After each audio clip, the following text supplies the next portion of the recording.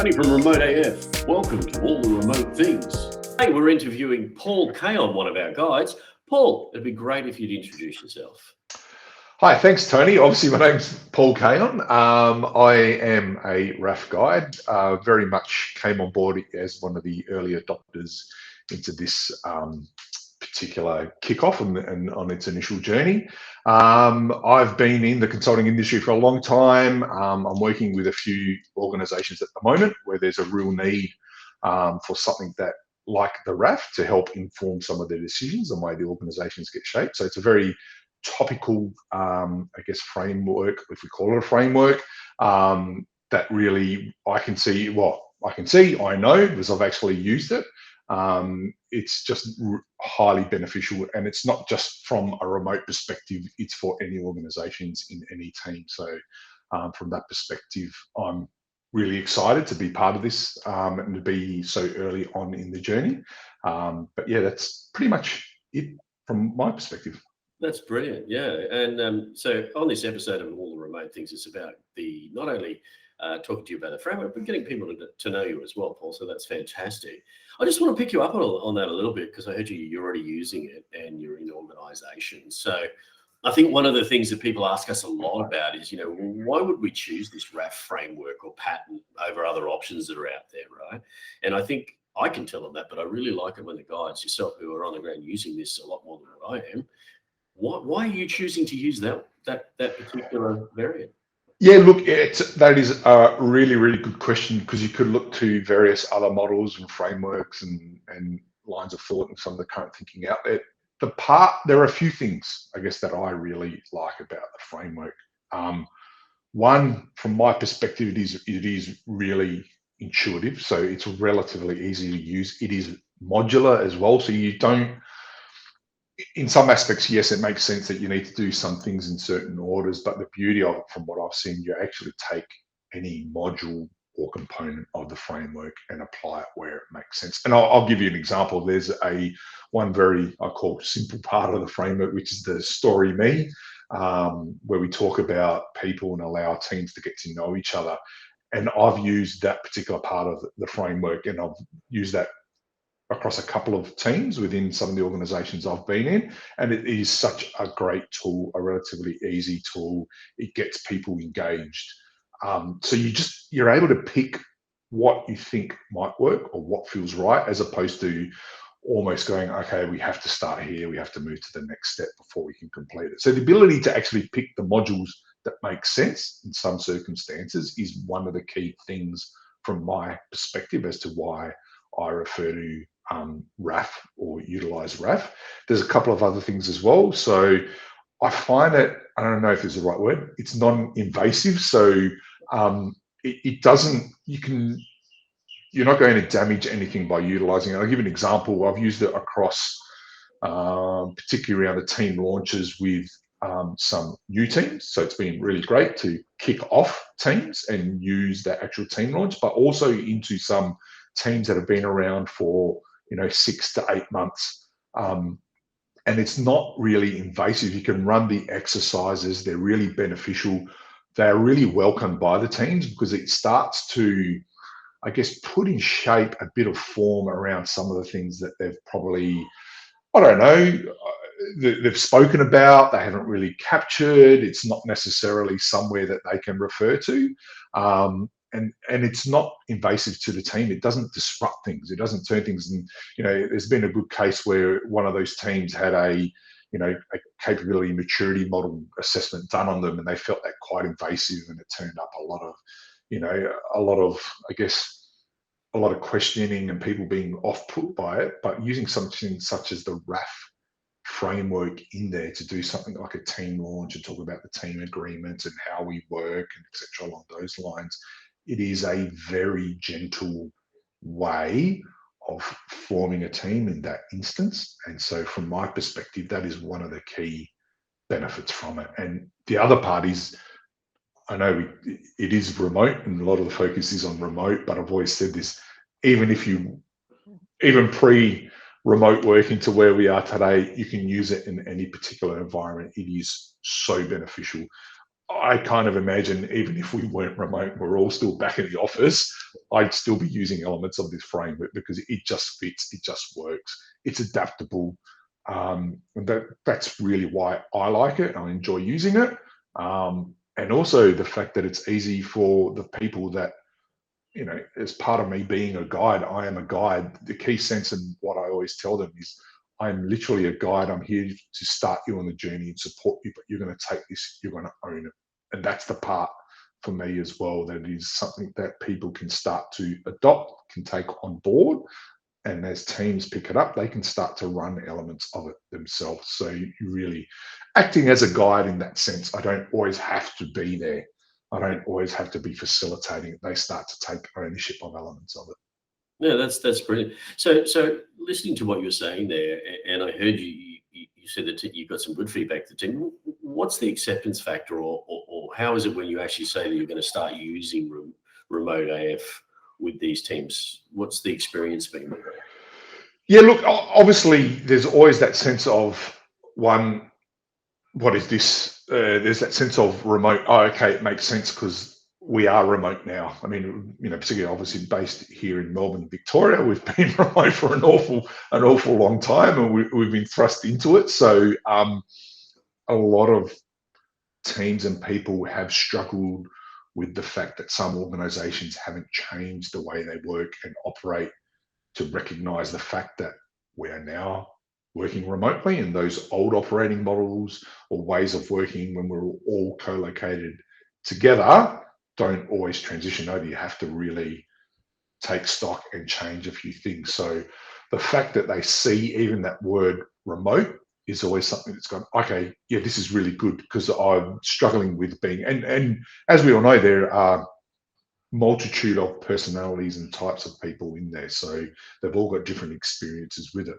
But there's not been, I think most people are genuinely curious about it. It's been, I call, a very easy level of entry for them. So the fact that they don't have to sit there and do a whole bunch of pre-work, the fact that the framework actually involves people openly discussing things, I think, working together and it not being dictated from that perspective, you get buy-in very, very quickly and very easily from that perspective. And you notice that as you run these sessions, everyone jumps in and starts working together. And yeah, it's from that perspective there, I've found it to be, they've taken to it relatively easily. There's not been a great deal of resistance at all because it's all beneficial. You can only get really good outcomes out of it, I think, and people see that rather quickly in the piece.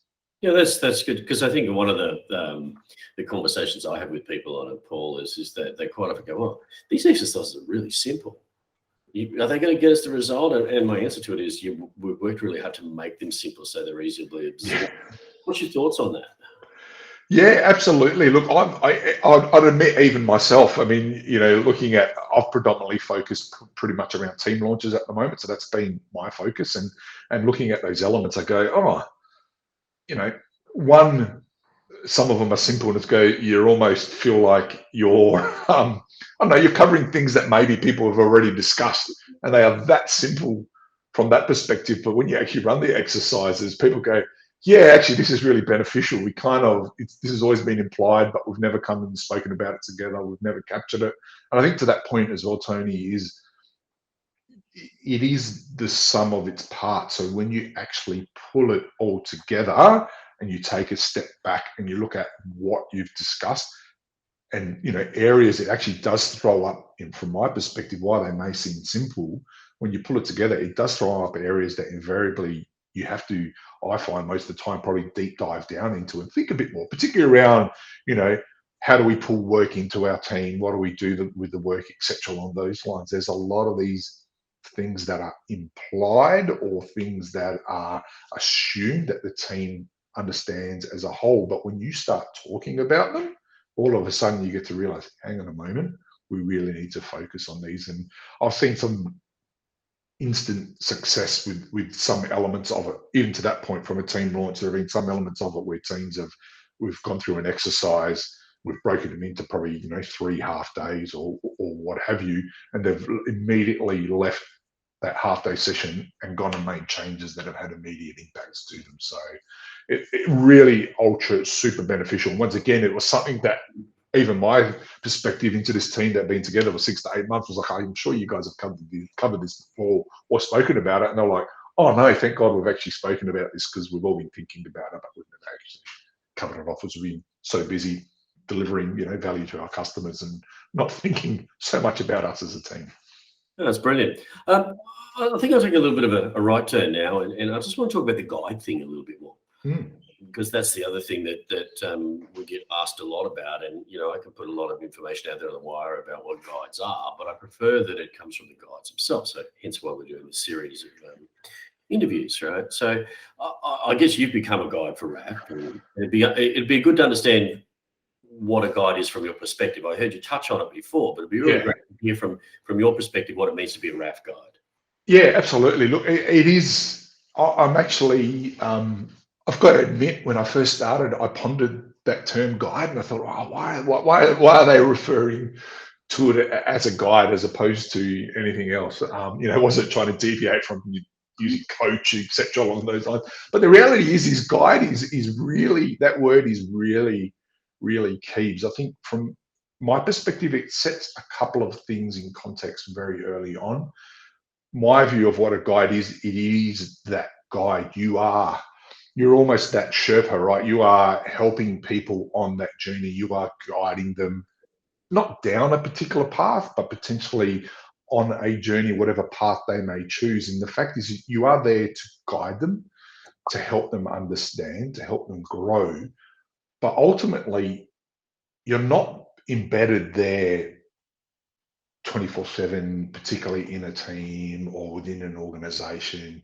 You really are merely trying to guide them along. So that term guide to me is from a sense is I'm acting as a guide. And I found it beneficial because you also, when you go into a team, I think that term guide is they almost automatically pick up that sense that, one, we're not being dictated to, but two, we actually need to own this. Like, we need to take this and we need to move along with it. Paul's here as a guide, for example. He's going to help guide us on our journey, and we can refer to him at any point. But the reality is for us to get benefit out of it, and they do realize that, is they have to actually pick up and run with it. So to me, that term guide is really key, and it does also help set that context and manage that expectation whenever you're working with organizations or going into teams, that you are in actual fact the guide. You're not managing it. It's not up to me to own. I'm not accountable or responsible to make this happen. I'm here to guide you and help you get to wherever that path may take you, or wherever that may be, to guide you along that journey and figure out what works, what doesn't work, what elements might we need to bring in. So it's really from that aspect that I see it as a guide. The guide is key. That use of the term guide. So building on the guide story, so to speak, I think the other thing that people are really interested in is how you become a guide, and obviously we have a course that we put people on. It'd be interesting for everyone to hear what's the difference in the guide course that we do with you, as opposed to a normal certification course, because hopefully we've constructed something that is different.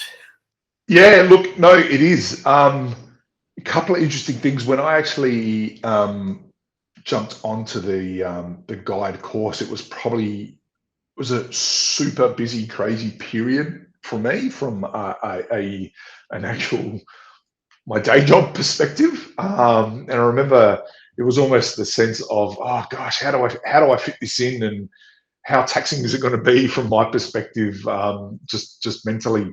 But it's very, very different. And why I found different is because people come to this because they want to be here. They don't come to it to get a certification, or because their organization's going down a particular path, or hey, I need to get my X cert here in order to deliver. People are here because they want to be, because they are genuinely interested, I find, in people. I'm very much a people person. And so the people you tend to find on this course, it's a very, very collegiate type environment when you actually go on a guide's course. There is super knowledge sharing. And I know even the guides that I've met on the course, we just share information constantly, and that community that builds. And we have these things such as campfire sessions, and we get together and we tell stories and narratives, and it's really around helping each other out. So it just, I think to me, certifications can sometimes feel a little bit competitive, and you're in there, you're from another organization, and I'm just here to get my cert, and then I'm going back to my organization, so I don't really care too much about you or what you're doing. But where on the guides course, you really do feel part of something bigger, something larger, a really good community, a supportive community. And to me, that was the difference. And so, yes, the actual framework and learning the course content was fantastic, but I took away just as much from the people I met, from the stories that were told, from how they were related back to particular problems or situations, and hearing narratives. I took as much away from that on the course as I did with the actual course content itself and the learnings I took from there. So that to me was a major difference, which I don't often find when you go into more certification-based coursing. It's learn the content so I can do the tests, get my certification, etc. along those lines. Yeah. That's brilliant. I think the only other question I have for you, just off the end of that, because we're getting close to the end of our time, Paul, Yeah. is this, you mentioned the support mechanisms, and that's probably something I haven't touched on with some of the other guides, so it's a good point. How do you feel that differs in the support that we provide from remote? There is this, I think the people, well, I know from what I've seen, the people that come into RAF are really, they have a sense of there is this groundswell happening. Where there is something changing out there in the way we work and the way organizations need to understand to work from that perspective. It's, you're feeling part of something bigger, part of something that's going to benefit people, whether that's as an individual, whether that's as an organization, whether as part of the community. So you tend to get this feeling that you're part of something bigger from that perspective. And I've found that support that's there via the various channels, where it's just people willing to share. People are really, really keen, one, to share their knowledge. I've learned some amazing things that I would not have learned if I wasn't part of this community.